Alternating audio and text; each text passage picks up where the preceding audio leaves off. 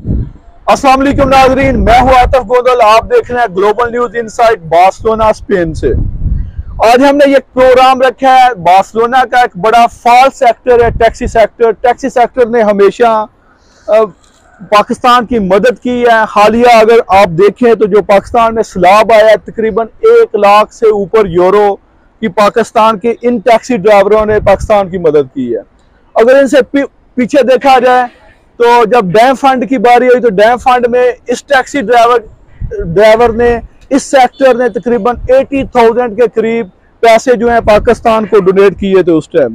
तो आज हम इनसे पूछते हैं, टैक्सी सेक्टर के अपने भी मसाइल हैं, और जब भी हम देखते हैं कि दुनिया की जिस जगह पर भी जो टूरिज्म सिटी होते हैं वहां पर जो मल्टीनेशनल कंपनी है वो टैक्सी सेक्टर के कारोबार को तबाह करके अपना कारोबार जो है जमाना चाहती हैं और टैक्सी सेक्टर के इस काम को कैप्चर करना चाहती हैं।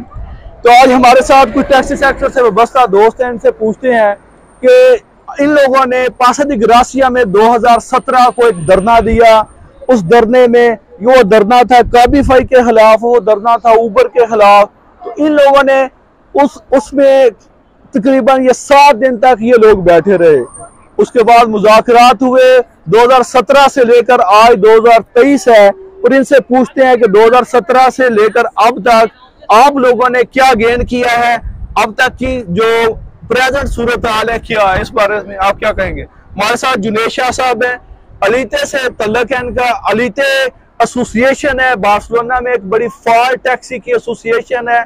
हमेशा उसने टैक्सी सेक्टर को डिफेंड किया है, टैक्सी सेक्टर को प्रोटेक्ट किया है। क्या कहते हैं आप इस बारे में? जी बिस्मिल्लाहिर्रहमानिर्रहीम, thank you very much Atif भाई, आपने बुलाया। ऊंची बात। जी आतिफ भाई, हमारे 2017 में हमने धरना दिया था 2018 में। जी। तो उसमें हमने उस टाइम ये गेन किया था, हम जो कंपटीशन था ना वो अपना ट्रांसपोर्ट का, वो अपने सूबे में ले आए थे। पहले सेंट्रल गवर्नमेंट यानी अब उसे मैनिपुलेट नहीं कर सकती। जी। तो उसके इफेक्ट हमें अब नजर आ रहे हैं, क्योंकि हमने एक डिक्रेटो बनवा लिया लोकल गवर्नमेंट से, जिससे काबीफाई का कारोबार जो है उसमें प्रॉफिट कम हो रहा है। क्या उनको इंश्योरेंस महंगी करवानी पड़ेगी, उसके बाद लाइसेंस उर्बाना टोटल जून तक 600 जमा 250 साढ़े 800 गाड़ी रह जाएगी जिनके शहर में जो अभी जो काबीफाई की गाड़ियां चल रही हैं या उबर की जो गाड़ियां चल रही हैं उनकी एक्चुअल तादाद कितनी है? जी एक्चुअल तकरीबन वो 2700 गाड़ी है टोटल वीटीसी। सारी बार्सिलोना में इधर कतलोनिया में चल रही है या बाकी शहरों में? ये कतलोनिया की मैं आपको बता रहा हूँ, जो बार्सिलोना में ऑपरेट करती है वो 2700 है। बाकी शहरों में तो खाली मैड्रिड में 13,500 है। जी। ठीक है, वो हम ये भी हमेशा अपने हक के लिए लड़े हैं, तो अल्हम्दुलिल्लाह पूरे स्पेन में बल्कि पूरे यूरोप में देख लें टैक्सी सेक्टर जो बार्सिलोना का है वो सबसे ज्यादा सेफ है, और इंशाल्लाह ताला फ्यूचर बहुत ब्राइट है। क्यों? क्योंकि आप ये देखें जुलाई के अंदर हमने हिसाब लगाया 600 जमा 250, तकरीबन 850 वीटीसी रह जाएगी लीगल जो शहर के अंदर काम कर सकेगी, बाकी सब बाहर हो जाएगी। आप ये बात बताएं, जो 2017 में एक डिक्रेटो साइन हुआ था जिसमें जो वीटीसी के लाइसेंस थे उसमें 15 मिनट का 1 घंटा से तकरीबन 15 मिनट का टाइम फाइनलाइज हुआ था। क्या वो 15 मिनट के टाइम पर अमल कर रहे हैं, अमल कर रहे हैं काबीफाई वाले? नहीं कर रहे, बिल्कुल नहीं कर रहे।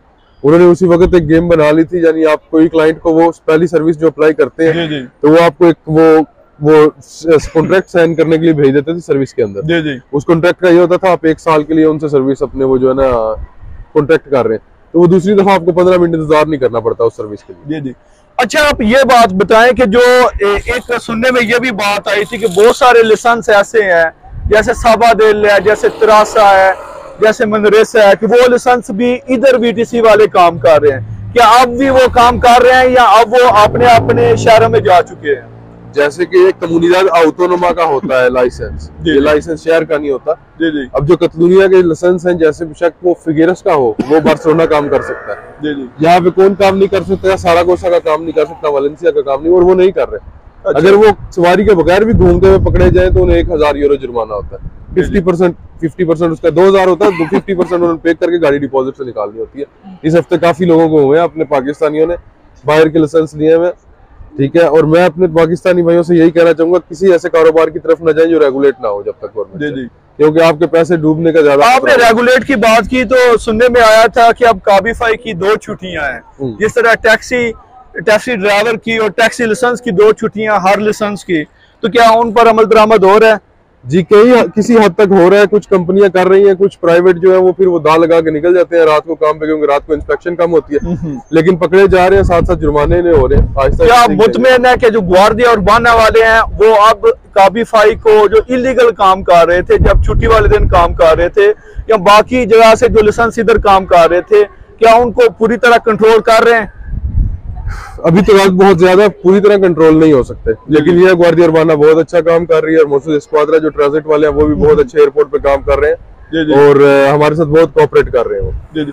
अच्छा, आप ये बात बताएं कि पिछले दिनों सुनने में आया था कि जो काबीफाई लाइसेंस है उन्होंने एक उसका साइज रखा है, जो गाड़ी है, क्या उस साइज पर अमल दरामद हो रहा है? किस हद तक अमल दरामद हो रहा है? और वही लाइसेंस उस साइज की गाड़ियां शहर में काम कर रही हैं या उसके अलावा जो शहर में काम कर रही हैं? हमने देखा है कि जो भी जिस तरह मुख्तलिफ किस्म की गाड़ियां जो है वो काबीफाई वाले शहर में काम कर रहे हैं, इस वाले से क्या कहेंगे? जी, आप 4.90 4.9 मीटर जो है उसकी लेंथ रखी गई है और इस पे बाकायदा अमल हो रहा है। इनको वार्निंग्स दे दी गई है कि कईयों लाइसेंसों के पास मोराटोरिया है, यानी उनको थोड़ी सी उन्होंने मोहलत दी है और वो मोहलत तकरीबन 75% लाइसेंस की जून के एंड तक खत्म हो जाती है, इस साल के जून के।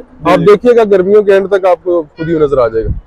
जी, बहुत शुक्रिया। हमारे साथ है जुनेद शाह साहब, तो एक दूसरे दोस्त हैं, उनसे बात करते हैं। थोड़ा इंतजार करो क्योंकि चलो हो गया। अच्छा, हमारे साथ एक दूसरे दोस्त हैं, इनका नाम है मुदस्सर बाट साहब। मुदस्सर बाट साहब पाक टैक्सी एसोसिएशन, एक पाकिस्तानियों की जो टैक्सी सेक्टर को प्रोटेक्ट करती है एसोसिएशन है, उसके साबिक जनरल सेक्रेटरी भी रह चुके हैं।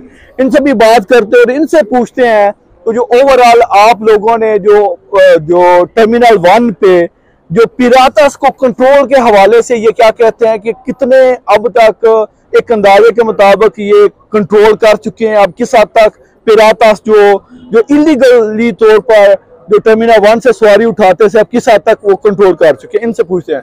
जी मुदस्सर बाट साहब, अस्सलाम वालेकुम। जी वालेकुम सलाम, बहुत शुक्रिया भाई आतिफ।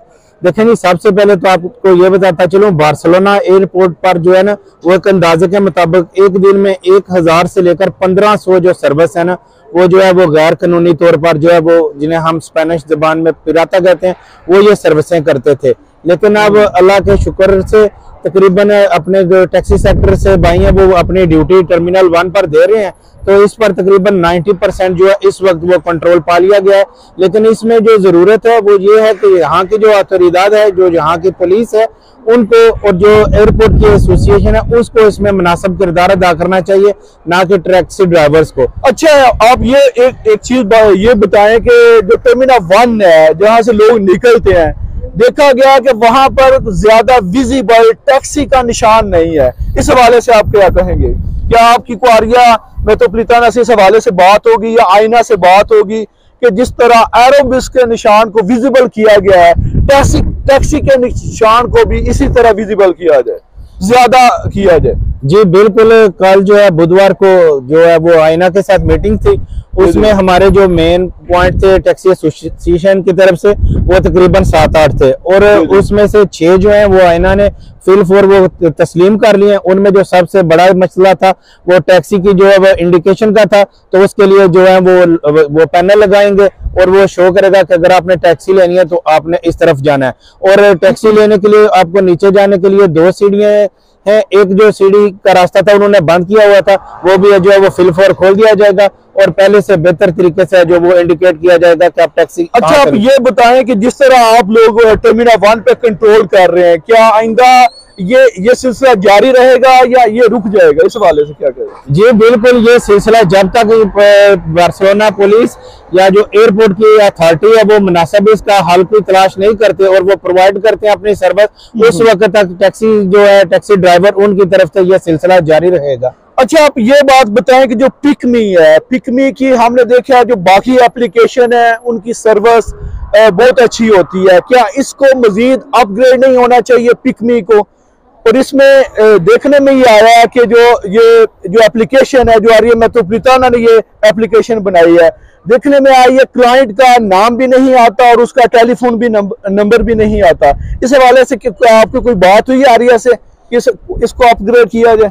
जी देखिए, उन्होंने तकरीबन 2 दफा इसमें अपग्रेडेशन की है, लेकिन ये आपको सोचना का ये एक पब्लिक ऐप है। जो दूसरे हैं वो मल्टीनेशनल मिलियनियर प्राइवेट कंपनीज हैं, तो वो उनका सॉफ्टवेयर हमेशा इनसे अच्छा होता है, लेकिन आस्ता आस्ता उम्मीद है इंशाल्लाह ताला बेहतर कर दिया जाएगा, क्योंकि उनका कहना है कि 2 दफा अपडेट किया और जल्द ही इसमें मजीद जो है वो इम्प्रूवमेंट की जाएगी। अच्छा, आप ये बात बताएं कि एक बात जो आम टैक्सी ड्राइवर में ये पाई जाती है, तो वो कहते हैं कि जी उबर एक मल्टीनेशनल कंपनी है, आप उसको नहीं रोक सकते और आपको ही सरेंडर करना पड़ेगा।